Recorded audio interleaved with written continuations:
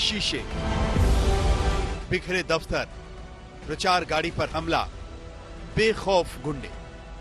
ये सीन है बीती रात का, जहां कोलकाता के काड़पारा गोदाम में बीजेपी की प्रचार गाड़ी को निशाना बनाया गया। ये चमचमाती हाईटेक गाड़ियां बीजेपी के लिए प्रचार शुरू करती उससे पहले ही इनकी रंगत बिगाड़ दी गई।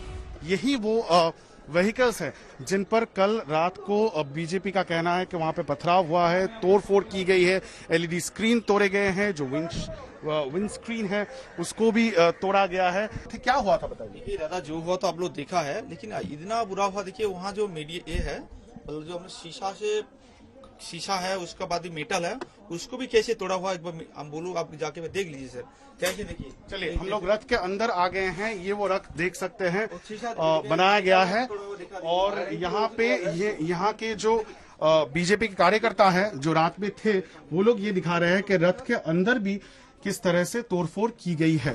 बंगाल में चुनाव की तारीख के ऐलान के अभी 8 घंटे भी नहीं बीते थे कि दहशत के बादल फिर से मंडराने लगे। उत्तर 24 परगना में भी बीजेपी दफ्तर को निशाना बनाया गया। बीजेपी ने इसके लिए सीधे सीधे टीएमसी को जिम्मेदार ठहराया।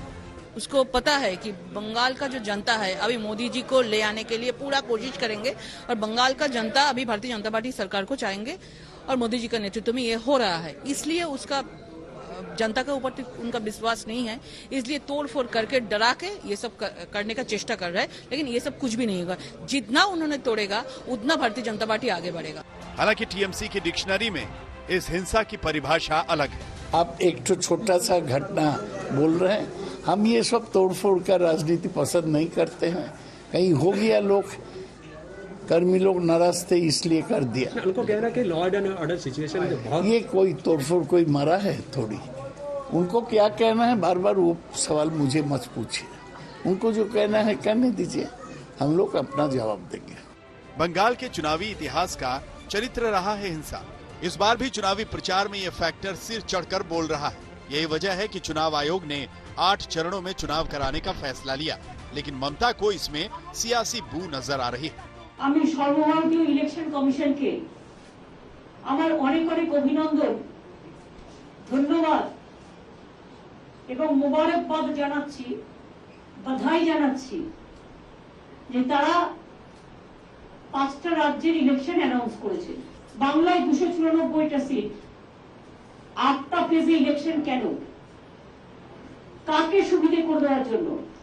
একটু তো রেশনাল থাকবে election commission. We want election commission, we have a highest regards. Now, like election commission, the important body, if they don't give justice to the state and the people, then where the people will go?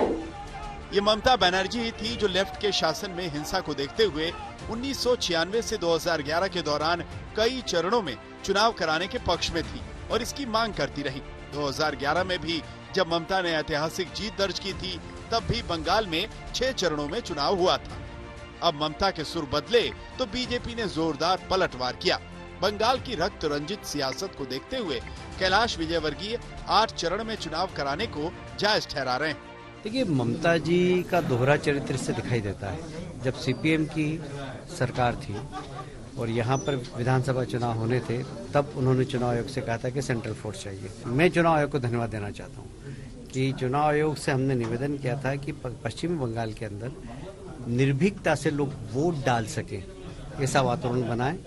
उसकी शुरुआत हो गई है। हैरान करने वाली बात यह है कि लेफ्ट के साथ मिलकर कांग्रेस बंगाल में ताल ठोक रही है, लेकिन तर्क अलग अलग है। पहला सवाल, इतना हड़बड़ी क्यों? पूरा मई महीना पड़ा हुआ था बंगाल के चुनाव संपूर्ण करने के लिए।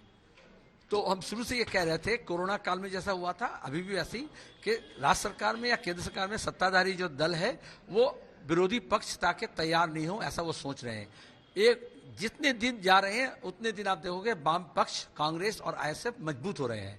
28 तारीख को ब्रिगेड का रैली मैदान है में रैली है, और आप देखोगे कि हम किस तरह से बीजेपी और तृणमूल दोनों को पछाड़ने के लिए तैयार हो रहे हैं। इसलिए इनको हड़बड़ी था, और 8 फेज में हो रहा है। ये तो ममता को जवाब देना पड़ेगा। हम बंगाल में 34 साल सरकार चलाए हैं, कभी ये नौबत नहीं आई है। कितने चरणों में हो गए इसमें हमें कोई लेना देना नहीं है। हमारे बस एक ही मकसद ये है कि हर हालात में इस चुनाव शांतिपूर्ण तरीके से निर्वाह करना चाहिए, जैसे कि हर आम वोटर वो बिना डर, बिना शंका, बिना भयभीत इस चुनाव में भाग ले सके। बस यही हमारा मकसद है। बंगाल के चुनावी समर में घमासान और तेज होने वाला है। चुनाव आयोग को कई मोर्चों पर हालात संभालने होंगे। एक तरफ बदजुबानी को रोकना है तो दूसरी तरफ हिंसा पर फुल स्टॉप लगाना। ऐसे में सबसे बड़ा सवाल कि क्या बंगाल को मिल पाएगा रक्त रंजित सियासत से छुटकारा। पौलमी साहा, सूर्याग्नि रॉय, अनुपम मिश्रा के साथ इंद्र